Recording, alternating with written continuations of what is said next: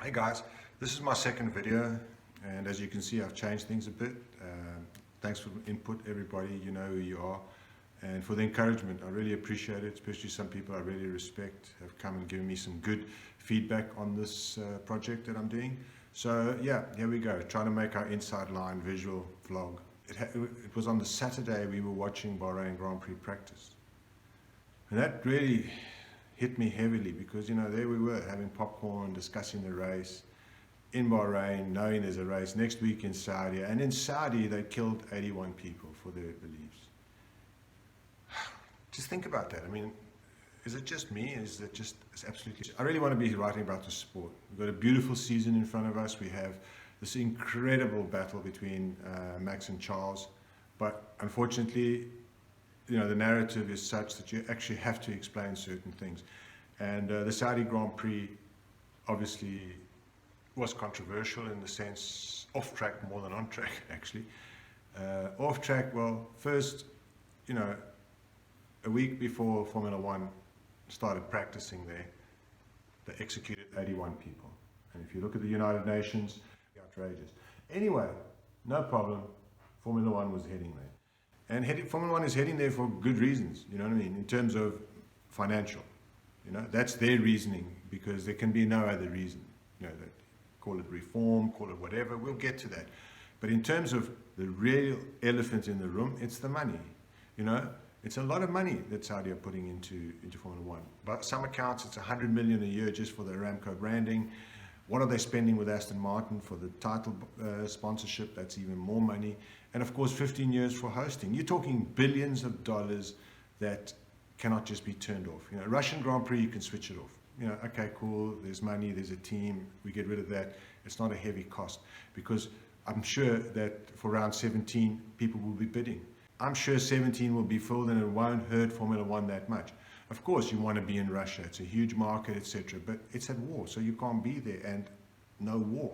You know, that's the reality. And we backed it.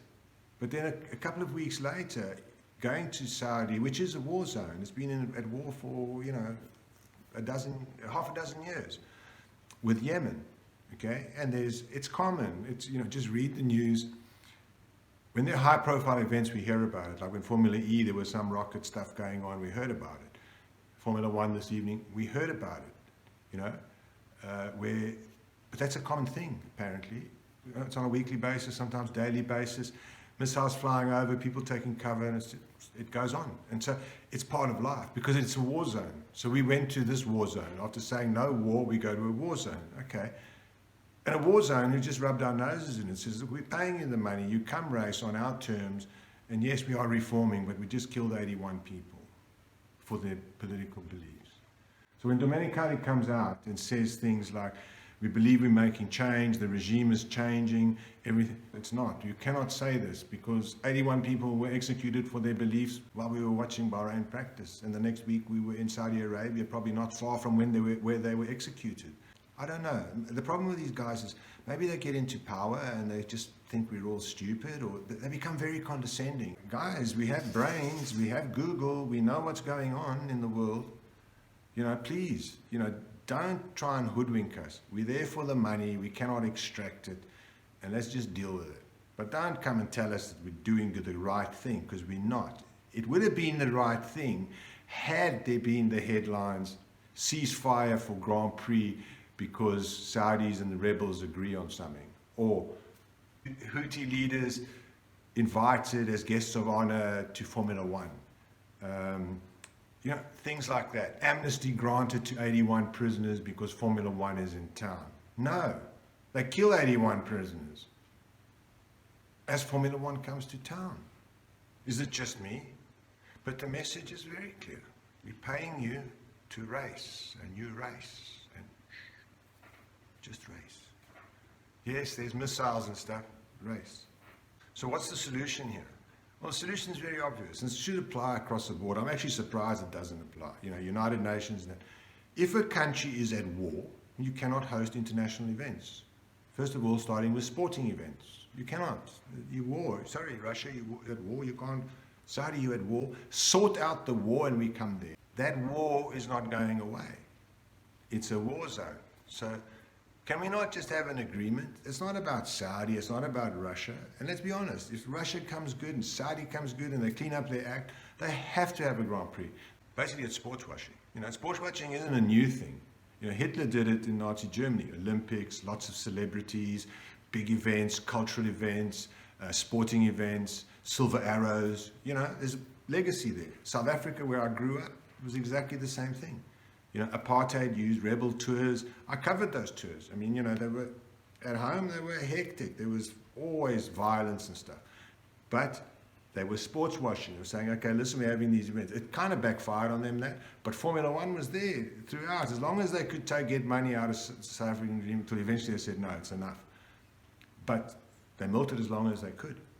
So sports washing isn't new. So I understand the concept. But you've got to, when you say, listen, we want to show how our country is changing, show us, you know, show us the reality. You've shown us the money, now show us the reality that you deserve to have Formula One here, and you actually are reforming, and you're not executing people on the eve of our race. Is it too much to ask Formula One to just make a rule? If a country's at war, we do not go race there.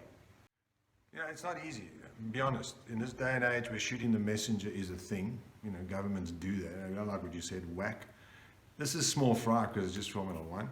But at the same time, you know, there is a certain amount of trepidation. You know, you're putting yourself out there. And I think I'm doing it because it is the right thing. It is the right thing to do. And I have to do the right thing. And I think Formula One is also obliged to do the right thing.